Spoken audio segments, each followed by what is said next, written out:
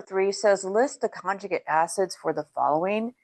Now I have 3 examples up here. Conjugate acids.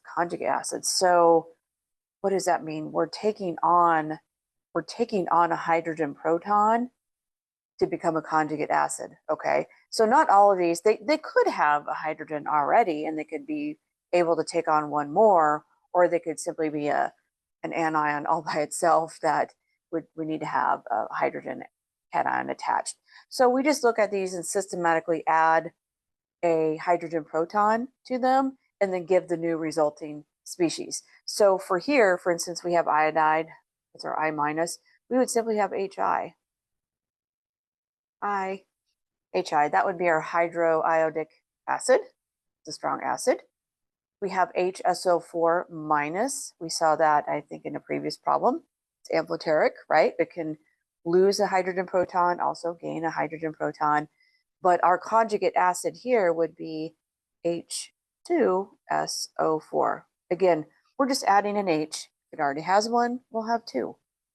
And then another example would be H2PO4. That would be our phosphate ion, the PO4, attached to 2 hydrogen protons. And we again would simply add H3PO4. And also note that when we add that hydrogen proton, it's adding a +1 charge. It makes the compound neutral, okay? So watch the charge as well. All of these had a -1 charge.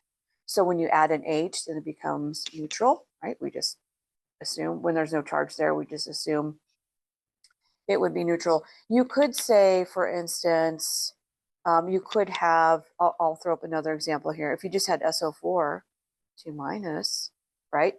You could just simply add on HSO4 and just add 1, add a charge of 1, which is where, you know, this would be that particular starting point right there. So again, I hope we found this helpful and we'll move on to the next question.